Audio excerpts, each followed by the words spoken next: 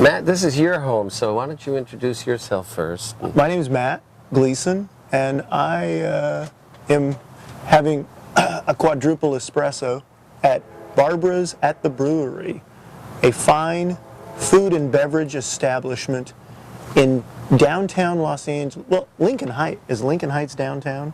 It's Los Angeles. It is Los Angeles. 90031. Whoa. Google Maps that one. And my friend Jack Rutberg here. Jack, tell us about yourself. Well, that's who I am. Jack Rutberg. I'm an art dealer here in Los Angeles with a gallery on La Brea Avenue, and have been doing this for about 35 years, against all odds. You've been doing live internet broadcasts for 35 years? I was a pioneer. So Fred Flintstone, when you interviewed him on your first... It was incredible. The tablets were amazing. Okay. The chisels. It was so hard to carry the chisels. But in any event, been on La Brea Avenue for 28 years, which I like to say makes me officially one of the La Brea tar pits by LA standards. So anyway, here we are, and here come our napkins. Good morning. Good morning. Hi, good morning. And we're this sort of reminds me, you know, years ago there used to be the what was it, Live at the Music Center. Oh yeah. It was radio, and they would have these interviews with composers and singers and performance. Wow. Hey! I thought, My favorite thing to do every day. They love it. What is that? Okay. Hey, the plants are real here. they are. The rest of it isn't, but it's like most. It's all. It's welcome to LA. Yeah. You came out here to kick some ass, and you found there was no ass to kick. But we're sitting here on this very warm summer day with forest fires blazing behind us somewhere, and hopefully that'll all clear up. But it's lovely here, a bit warm. But Our tiki hut is in very little danger of joining Mount Wilson in I its think we're okay. demise. But we're supposed to be talking about Los Angeles and the contemporary art scene, whatever that happens to mean, because I still haven't been able to identify something as amorphous as LA or the art scene. And the two together are pretty interesting. And, you know, for a lot of people that may be onto this website, they may not even know about the brewery and what it represents. And for that matter, Coagula, which may be a new publication to a lot of people. I think it'd be very interesting to give them a little background on that. Oh, yes. Well, I'm more of a counter to the popular perceptions in the fine art industry, and as such, I'm not necessarily the person you want to invite to a pleasant discussion about your art investments. But we didn't say anything about pleasant here. oh well, okay. In that case, yeah, I've been publishing this magazine, although there's really not magazines anymore. So I journal. Well, no, I mean there's information, and the way that it is produced and distributed has been radically altered in the last 6 weeks. Pardon me, 6 years. So you know, there are ways to get out the word of about any subject, Right. and much like. For you in the retail side of things, you like to be called retail? Is that good? No, that's pretty really bad. Kind of an awful, Uh-oh, sorry. Yeah, it's okay. I mean, you know, okay. We're more than a boutique.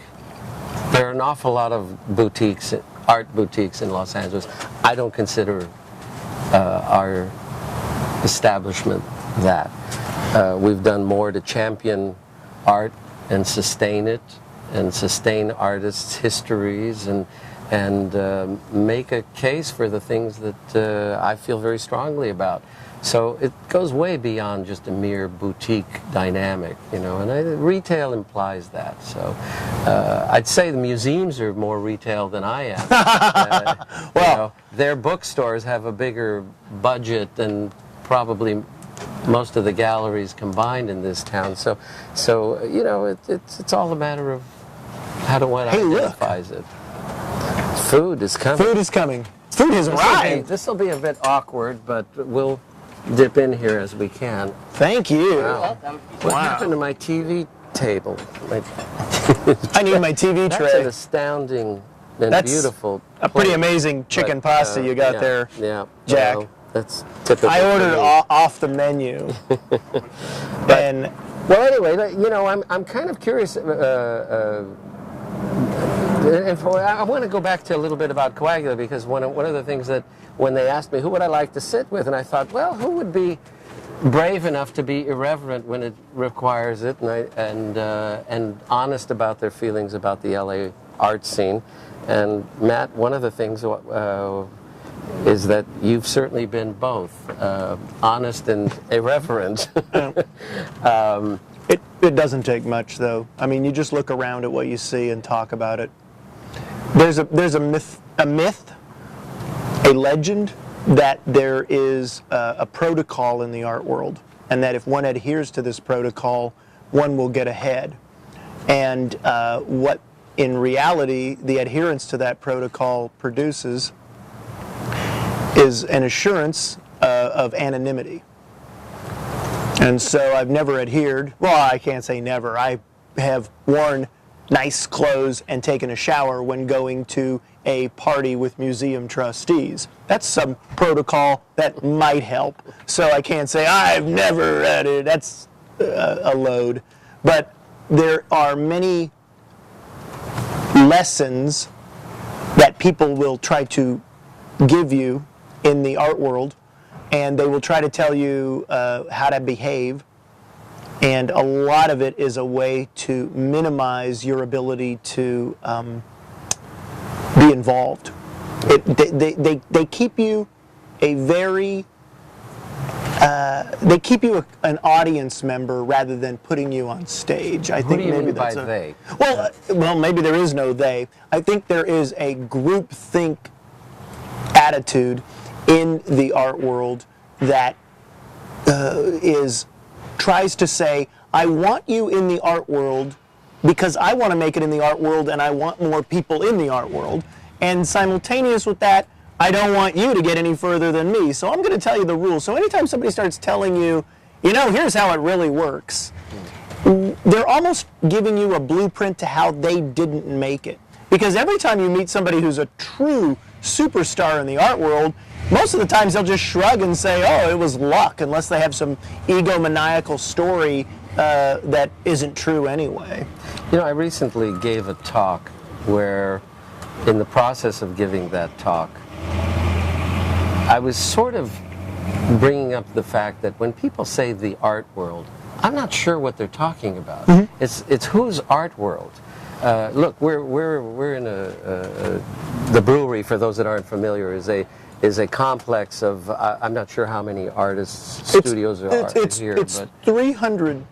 295 of which people's parents are paying their rent. No doubt. And the reality is that when one reads about the I don't know, in the New York Times or the LA Times, when they choose to cover art, they read about, say, the art market. Is that the art world? I mean, after all, what in the world does it have to do with the artists here?